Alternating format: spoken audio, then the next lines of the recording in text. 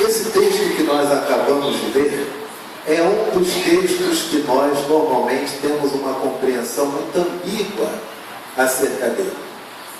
Muitas pessoas, quando leem esse texto, entendem que Jesus aqui está se referindo a Pedro como o líder, o cabeça da igreja. E aí, por tabela, ato contínuo, acham que Pedro recebeu as chaves da igreja, tipo um prefeito, quando homenageia alguém, entrega as chaves da cidade. Olha o que diz a palavra do Senhor. Indo Jesus para os lados de Cesareia de Filipe, perguntou a seus discípulos: quem diz o povo ser o Filho do Homem? Primeira coisa interessante desse texto é que Jesus é a única vez que ele resolve fazer um Instituto Paraná Pesquisas. É a única vez que ele faz uma pesquisa Vox Populi. É a única vez que ele faz uma licitação e contrata o pessoal do Ibope. E os discípulos, quando falam, parece que falam como se tivesse engasgada aquela vontade de falar o que as pessoas comentam de Jesus.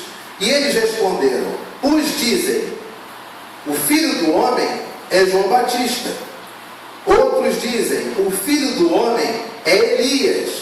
Outros dizem, o Filho do Homem já veio, era Jeremias, ou algum dos profetas.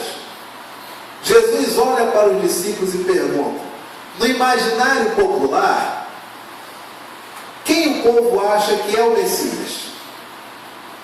E as pessoas começam a dizer: eles acham que o Messias é João Batista.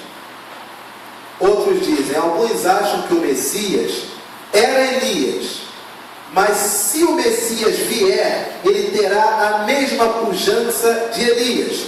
Outros dizem, o Messias, ele era Jeremias ou tem as características de Jeremias.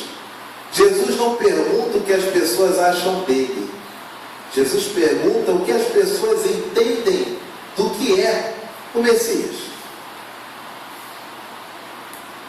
Agora, a palavra do Senhor ainda diz: mas vós, continuou ele, quem dizeis que eu sou? E aí nessa hora a gente diz: agora ele perguntou acerca do que as pessoas dizem sobre quem ele é. É nessa hora que as pessoas vão responder a Jesus sobre quem ele é. Mas Jesus não pergunta sobre quem ele é. Jesus faz duas perguntas. Primeira, o que as pessoas entendem ser o Messias? Segundo, quem as pessoas acham que é Deus? Lembra quando Moisés, diante de Deus, quando Deus o chama para libertar o povo do cativeiro, e Moisés diz: olha, eu até vou, mas eles vão perguntar o nome do Senhor, porque toda divindade tem um nome. E quando me perguntarem, o que eu respondo? Qual o nome do Senhor? É também bom para mim, porque eu também fico sabendo. E o que Deus responde para Moisés? Moisés, eu sou. Moisés, agora ficou complicado, Moisés. Agora você me deu um aperto sem me abraçar. Porque qual nome consegue contemplar a mim? Hoje de manhã estávamos falando disso na abertura dos trabalhos na igreja. 8h45 da manhã. A palavra do Senhor diz: quem pôde dar conselhos a Deus? Quem conhece a mente de Deus? Já pensou se Deus fosse tentar nos explicar alguma coisa? Já pensou se nós perguntássemos para Deus: o Senhor existe há quanto tempo?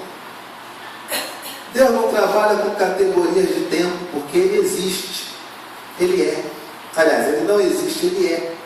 Tudo que existe só existe porque está preso a uma realidade. Esse chamado ambão, para nós, o nome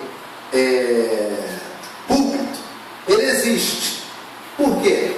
Porque ele está aqui, eu estou vendo. E porque ele existe, daqui a 1 milhão de anos, talvez ele não exista mais, porque ele vai se decompor. Então ele existiu. Só existe aquilo que está preso a uma realidade mensurável. Por isso que Deus não existe, Deus só é. Porque Deus está preso aonde? Quem decompõe Deus? Quando os ateus dizem Deus não existe, esse é meu amigo, até chamo para sair comigo, porque eu concordo com ele. Deus não existe, Deus é. Aonde houver, só há, porque Deus ali está. Quando os telescópios da NASA mostram que há 20 milhões de anos-luz descobriram uma outra galáxia, alguns crentes ficam, meu Deus, será que Deus ainda existe? E se existir vida em outro planeta? Para nós do Evangelho é o contrário. Olha o tamanho de Deus, chegaram até lá e encontraram a existência. Não é que Deus está lá, tudo está em Deus, é diferente. Quando Moisés pergunta o nome, o que Deus diz? Moisés, eu sou. Só tenho isso para te dizer. Aí Jesus pergunta, e vocês? Quem dizem que eu sou? Como vocês classificam? Qual o entendimento que vocês têm acerca de Deus? O que vocês acham sobre isso? Parar um pouquinho. Sabe por quê? Essa é uma questão extremamente pertinente, porque muitas vezes nós vivemos a nossa vida elegendo pessoas como certificadores do nosso erro. Hoje isso está muito em voga. Hoje nós temos uma coisa que não é nova, sempre existiu. Hoje tem o nome de coach. É alguém que diz, olha, você está no caminho certo. Olha, vai que essa é a boa. Há 2000 anos passados, Jesus já pega carona no discipulado e ele é mestre e tem discípulos. Ora, você precisa de alguém que ateste, que certifique, que carimbe, que CNPJize a sua existência como sendo algo positivo. Se você apressadamente respondeu que não, você já reparou o quanto que nós hoje estamos cada vez mais em desequilíbrio em relação a coisas tão comuns? Agora há pouco, conversando com o diácono Tiago Freitas, nós vivemos um tempo profundamente desequilibrado. Tem certas coisas que não são lentas, elas têm a sua velocidade natural, e nós queremos o quê? Rapidez. Tem coisas na nossa vida que deveriam ter sido resolvidas para antes de ontem. E o que nós fazemos? Aspas, colocamos nas mãos de Deus. Mas não está nas mãos de Deus, está na tua mão. Existe uma coisa na sua mão chamada o quê? Caneta. Não está nas mãos de Deus, está na sua mão. E se eu já entreguei nas mãos de Deus, e aí você descansa nele? Nosso desequilíbrio é que tem certas coisas que são naturais e nós queremos para ontem. Tem certas coisas que só dependem de nós e nós entregamos para Deus. Complicado, não é? Você precisa que alguém avalize seus métodos e procedimentos. Você é daqueles que volta e meia pergunta, e você? Que diz acerca de mim? E você? O que pensa de mim? Vocês acham que isso é uma coisa importante? Sim ou não? O povo está equilibrado. Na dúvida, entre o sim e o não, fico no morro, fico no muro, fico na meia. É óbvio que você precisa de alguém que testifique, que certifique se você está fazendo uma coisa certa. É claro. Problemas são as pessoas às quais nós elencamos. Problemas acontecem quando os gurus que nós elencamos como responsáveis, nossos avatares, nossos certificadores existenciais, eles olham para você com uma régua, com uma mola diferente, que é o quê? O Evangelho. Você escolheu viver o Evangelho? Se você escolheu viver o Evangelho, você só pode ser analisado de acordo com o quê? Com o dificuldade nossa, que nós elegemos certificadores existenciais pessoais, quando na verdade o nosso certificador pessoal é Jesus de Nazaré. Ele que me diz se eu estou certo. E quando o outro me diz se eu estou errado, ele só consegue me dizer que eu estou errado porque ele utiliza daquilo que Jesus deixou. A palavra do Senhor continua. O que as pessoas acham que é o Messias? É alguém como Jeremias, como Elias, como João Batista, Jesus. E vocês, o que vocês acham que eu sou? O que vocês entendem como sendo Deus? Resposta. Respondendo Simão Pedro: Tu és o Cristo, o Filho do Deus vivo. Aí Pedro fechou com tudo. Pedro deu a resposta, que essa resposta é aquela que sedimenta tudo que existe sobre todas as realidades. Tu és o Messias, e tu és o Filho de um Deus que é. Messias é o Senhor, e Deus continua sendo um Deus que é. Então Jesus lhe afirmou: Bem-aventurado, feliz você é, Simão, filho de Jonas, porque isso não pode ser revelado nem por carne nem por sangue, mas só pode ser revelado pelo meu Pai que está nos céus. Sabe o que Jesus diz para alguém que reconhece que Ele é o Messias e que Ele é filho de um Deus que é? Jesus traduz que alguém que tem essa revelação de maneira oriunda do coração, revelada por Deus, é uma pessoa feliz. Já reparou que muitas vezes, quanto mais nós debatemos ou conversamos acerca de questões tidas ou ditas como teológicas, piores nós ficamos? Certa vez, já temos 3 anos. 3 anos? 3 anos. Estou eu na minha sala, como sempre, aquecendo a caldeira, trabalhando as máquinas, e de repente vem um telefonema. Fulana, pois não. Pastor, paz do Senhor, paz, minha irmã, tudo bem? Tudo bem. Pastor, eu gostaria de chamar o senhor para um debate na minha casa. E aí eu, Macumba, isso, pastor. Um debate na minha residência. Eu estou trazendo um pastor adventista e nós queríamos debater acerca da salvação e da predestinação. Quando é que o senhor pode? Jamais, minha irmã.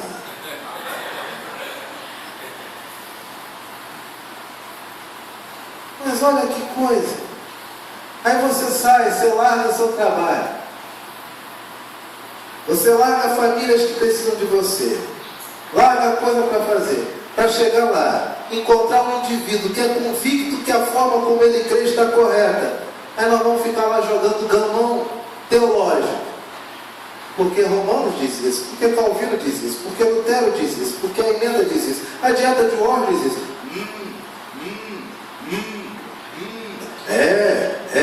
Então é isso. Pergunta: quem é salvo naquele ambiente?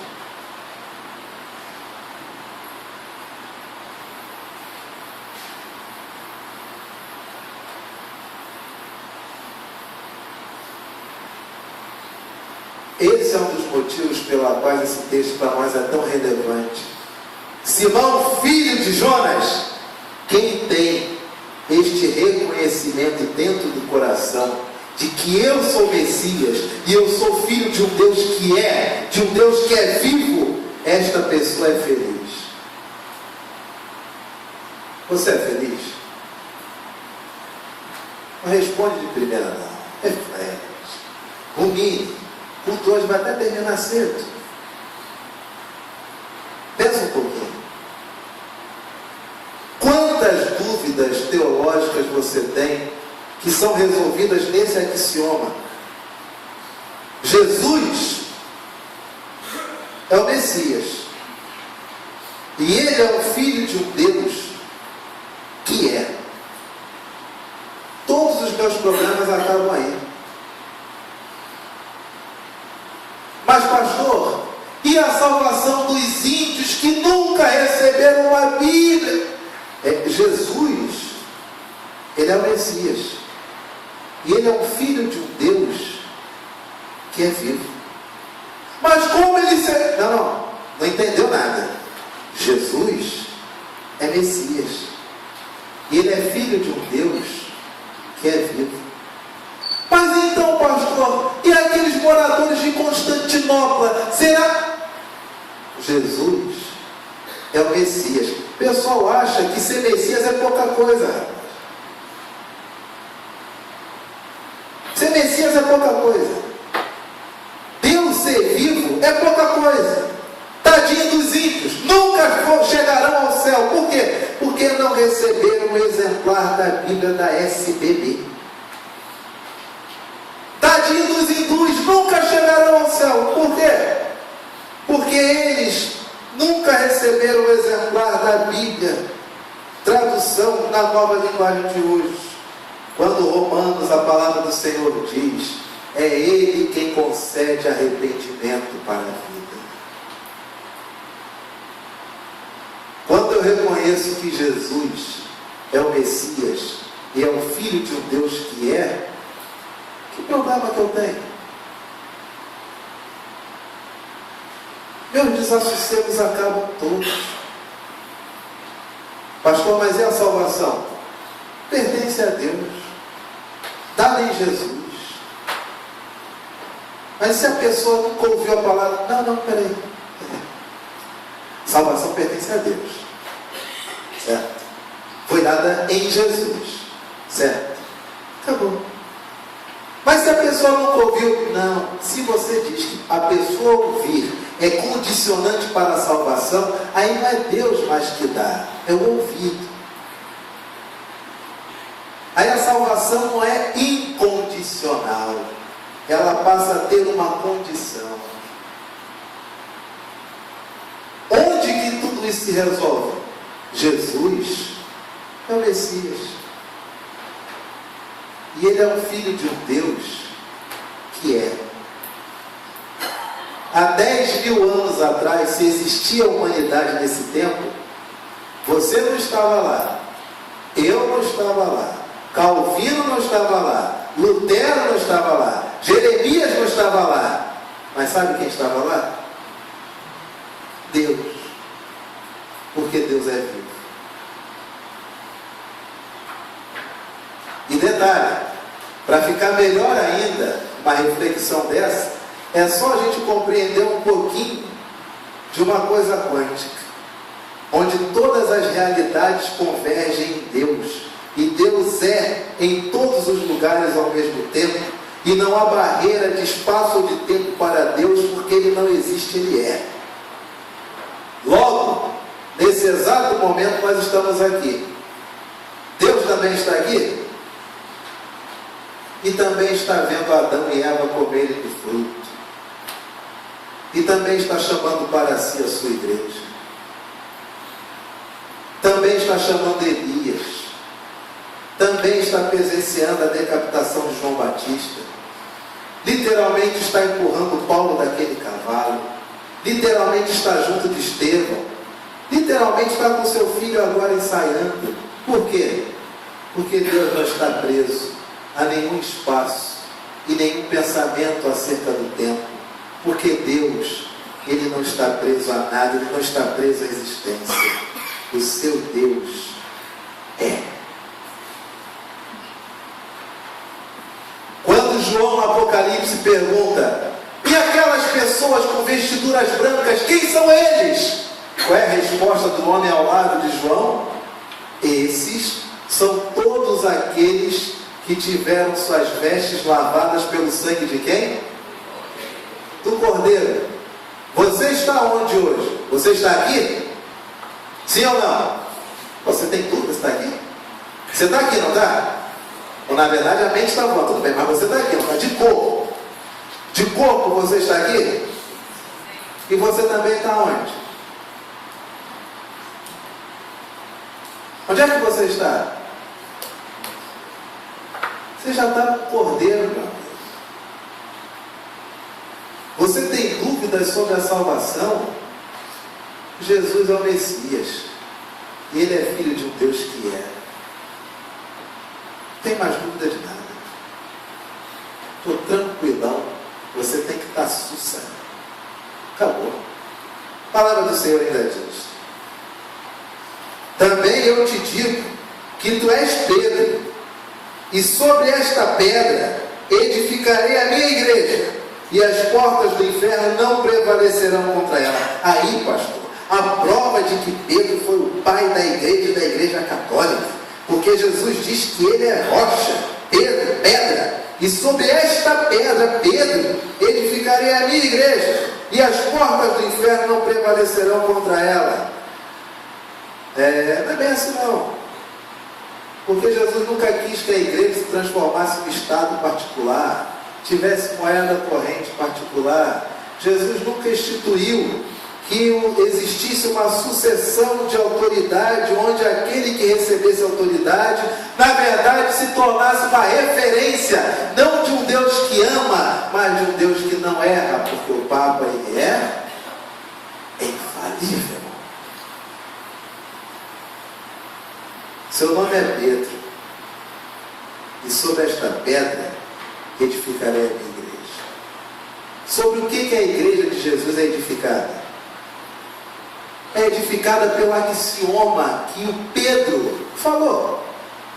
Sobre esta pedra, é como se fosse um jogo de palavras. Você se chama rocha, mas é sobre esta rocha, é sobre isso que você falou, que tem fundamento, que tem dureza como de uma rocha, que também é inabalável, é que será edificada a minha igreja. E sobre o que é edificada a igreja de Jesus? A de Jesus, não a dos homens. Que Jesus é o quê? É o Messias. E Ele é filho de um Deus que é, de um Deus vivo. Está compreendendo até aí? Dar-te-ei as chaves do reino dos céus. Agora, pastor, na igreja tem até aquela figurinha de um homem com as chaves. O que ligares na terra terá sido ligado nos céus. Aí, pastor, olha a autoridade de Pedro. E o que desligares na terra terá sido desligado nos céus. Você concorda com esse versículo? Concorda? Você não é doido dizer que discorda de uma coisa que Jesus disse, não? Não. É óbvio que você concorda. Você acha que Pedro tem as chaves do reino dos céus? Sim ou não? Você tem as chaves do reino dos céus? Sim ou não? Oi? Vai, igreja, fala alto. Você tem as chaves do reino dos céus?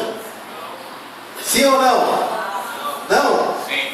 Alô, então vamos fechar tudo. Foi bom enquanto durou. A igreja existiu 50 anos, um bom tamanho, com tantas dificuldades. Reverendo Zaqueu, o conselho do primeiro momento, foram além do que se esperava, mas eram homens de fé, queriam mais. Depois do reverendo Carlos Alberto, a igreja foi além do que era esperado, mas era homem de fé, queria mais. Veio o reverendo Eurípides, foi além do que se esperava, mas era homem de fé, queria mais. E o Anderson acabou com a igreja. Porque há 50 anos a igreja da Tijuca sabe o que são as chaves do reino. Mas em 27 de agosto de 2017, a igreja da Tijuca quer se tornar o Vaticano. A igreja da Tijuca não tem mais as chaves do reino do Salvador. Foi bom quando durou? Foi bom? Vi o saldo lá no mês de julho, saldo positivo, dá para encerrar o CNPJ pagando todas as contas.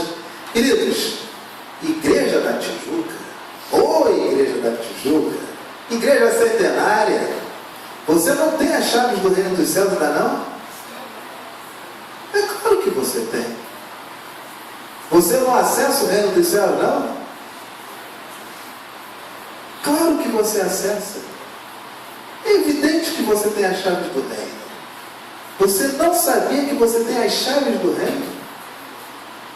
Por que Jesus entrega essas chaves a Pedro e não entregou a você? Pedro é melhor do que você? Você traiu Jesus 3 vezes? Já ficou melhor do que Pedro. Você pregou uma vez e 3.000 pessoas se converteram? Você já ficou um pouquinho abaixo de Pedro. são as chaves do reino dos céus. O que ligares na terra terá sido ligado nos céus, e o que desligares na terra terá sido desligado nos... Abra sua Bíblia. Mateus, Evangelho de Mateus, capítulo 6. Evangelho de Mateus, capítulo de número 6.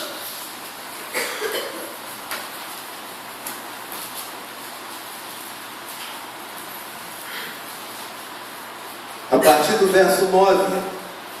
Portanto, vós orareis assim: Pai nosso, que estás nos céus, separado por mim é o teu nome. Teu nome é diferente de outros nomes aos quais eu falo. O Senhor é diferente. Santificado, separado é teu nome para mim. Venha o teu reino, que cada vez mais eu esteja submisso à tua autoridade. Venha o teu reino. Faça-se a tua vontade, assim na terra como nos céus. O pão nosso de cada dia dá-nos hoje, não apenas o pão físico, o pão para comer o alimento, mas o pão nosso, o pão vivo que desce dos céus, dá-nos a cada dia. E perdoa as nossas dívidas, assim como nós perdoamos aos nossos. E não nos permita cair em nós mesmos, porque cada um é tentado não pelo diabo, mas pela sua própria cobiça, quando essa o atrai e o seduz. Em Tiago está escrito isso. E não nos deixes que nós nos vençamos a nós mesmos, mas livra-nos da maldade, pois teu é o reino, o poder e a glória para sempre. E a igreja diz: amém. Por quê? Se perdoardes aos homens as suas ofensas, também o vosso Pai Celeste vos... Tudo que você ligar na terra também é ligado aonde? Se você perdoar aos homens as ofensas, o Pai Celeste também perdoará as suas. Se, porém, não perdoardes aos homens as suas ofensas, tampouco o vosso Pai vos perdoará as vossas. Abra sua Bíblia, Mateus capítulo 18, a partir do verso 15. Mateus 18, a partir do verso 15. Se teu irmão cometer alguma transgressão à luz do Evangelho contra você, não contra o outro, mas contra você, vai conversar entre você e ele somente. E se ele ouvir as suas perguntas, você já ganhou um irmão. Se porém ele não quiser nem te ouvir, toma ainda contigo uma ou duas pessoas, para que, pela palavra dessas duas ou três testemunhas, se perceba que efetivamente havia necessidade de você ter sido chamado para conversar com ele. Mas se ele não atender também ninguém, dize-o à igreja.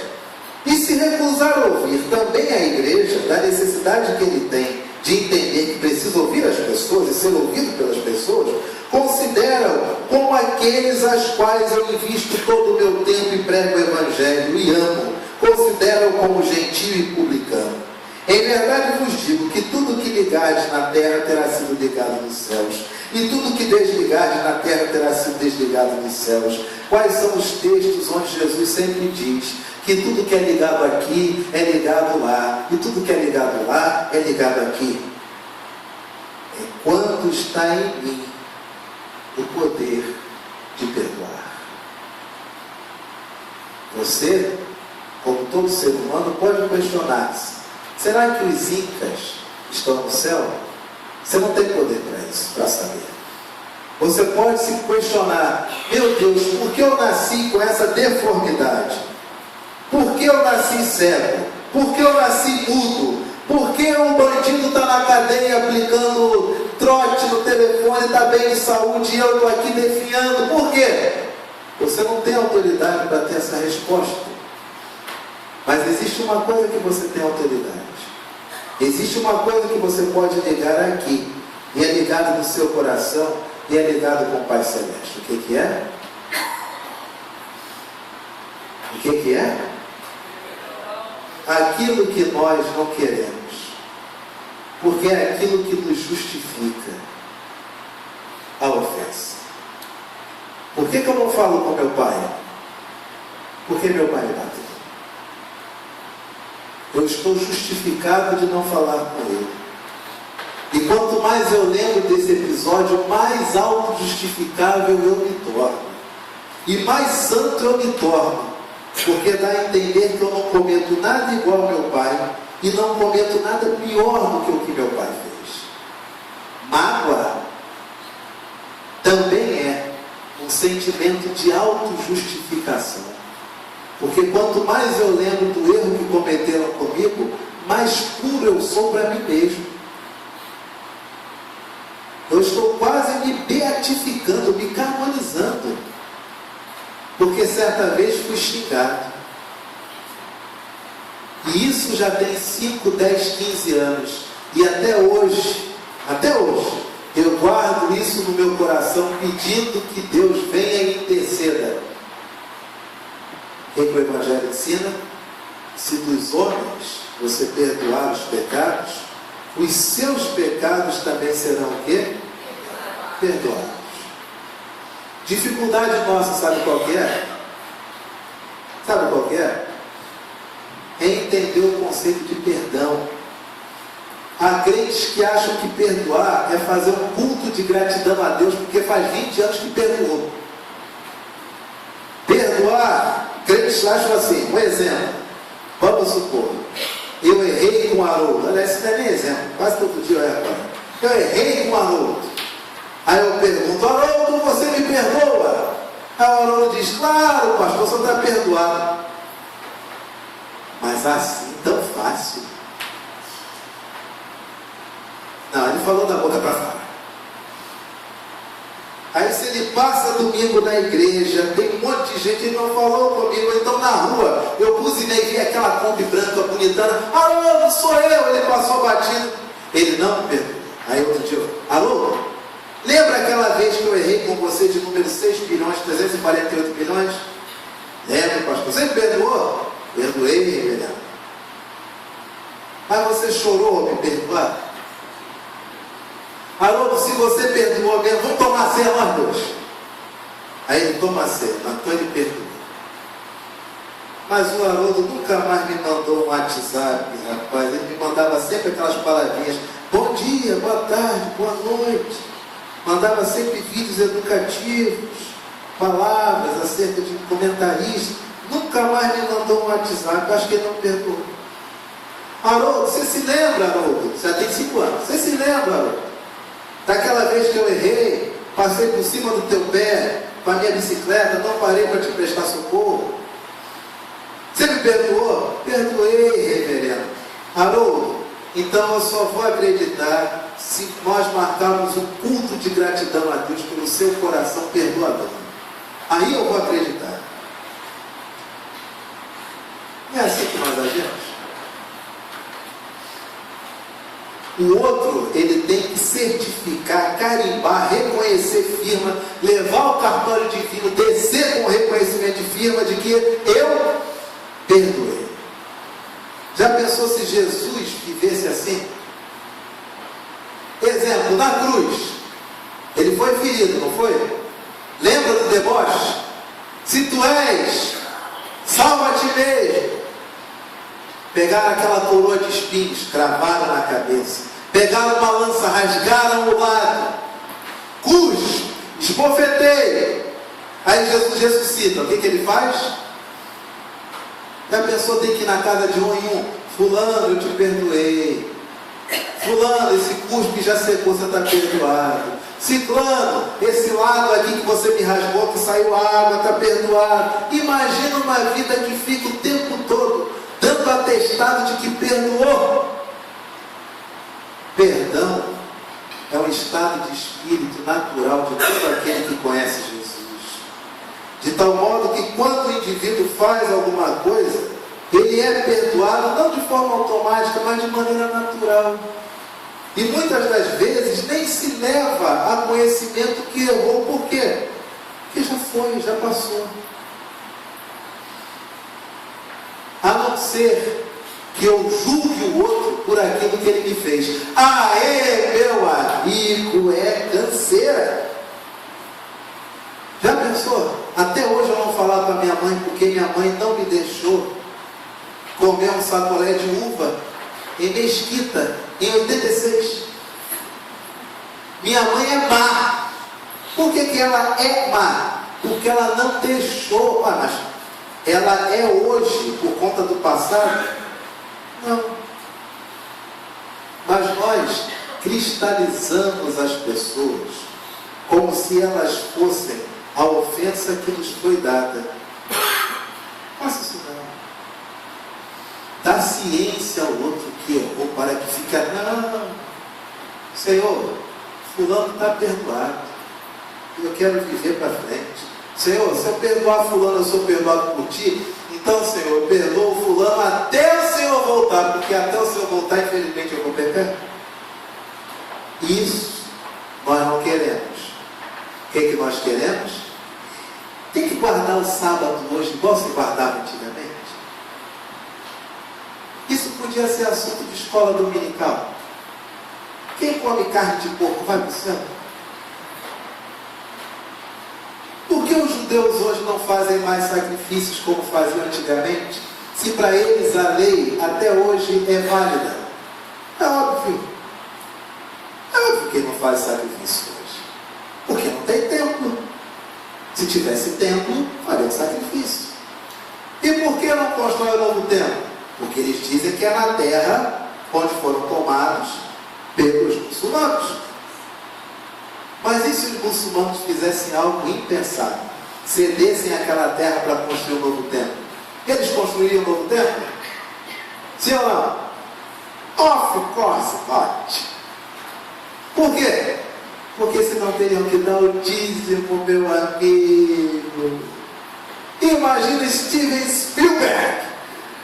A arrecadação anual média 300 milhões, sem trabalhar, só recolhendo as custas dos trabalhos feitos e o marketing. Por ano, quanto ele deveria dar no templo reconstruído? Quanto? 30? Um judeu só. Soma todos.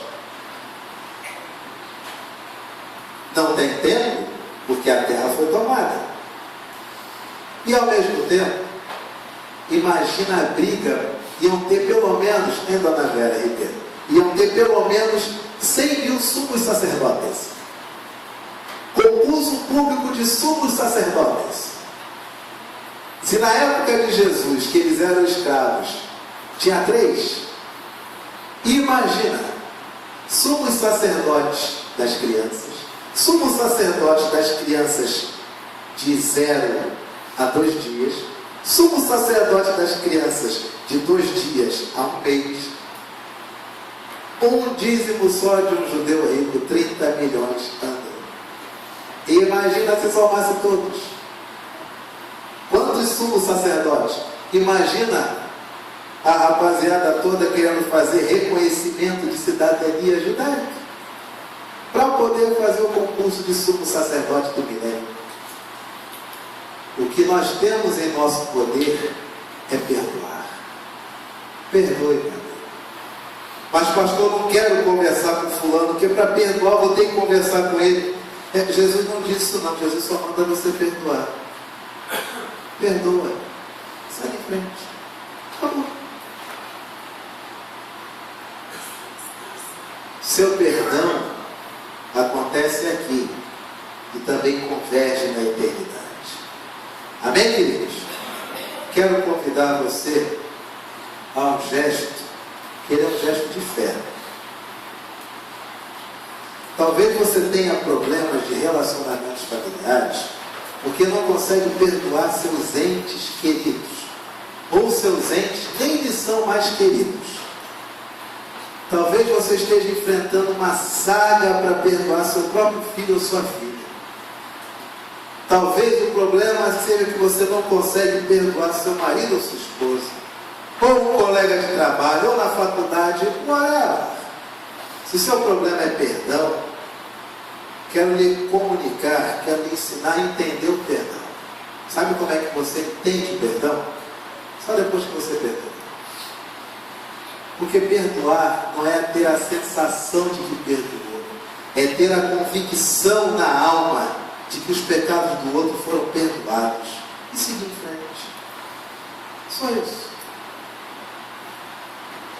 Tome uma decisão nessa manhã e deixe de carregar tanta tralha, tanta mágoa, tanto desgosto no coração. Perdoa teu pai, perdoa tua mãe. Mas eu fui muito maltratado pelo meu pai, pastor. Você foi, você não é mais. Mas ele me maltrata até hoje. Então você já deu tempo de ter maturidade para reconhecer que infelizmente nisso ele não muda. Mas pastor, se eu for lá ele vai me agredir, então não vá. Já pensou? Jesus ressuscita, perdoa o homem que feriu o lado, aí o que ele faz? Agora eu vou chegar perto de você de novo, tá? Já que eu já te perdoei, você pode ficar tranquilo que você está perdoado. Toma a lança aqui. Ora, está perdoado e Jesus volta a ter contato com esse homem? Está doido. Meu filho, tua mãe lhe fez mal? Perdoa. Só isso. Mas quando eu me encontro com ela, pastor, que procó, machuca carrice, então eu encontro. Só isso. Mas perdoe. Porque não adianta carregar isso. Porque enquanto isso estiver dentro de você, o axioma da fé, tu és o Messias, o Filho de um Deus que é, não se completa no nível da sua intimidade, da sua consciência. Por quê? Porque se Jesus é o Messias e se Deus é, você tem que perdoar. Simples assim. Se isto é algo que o seu coração necessita, coloquemos-nos de pé e vamos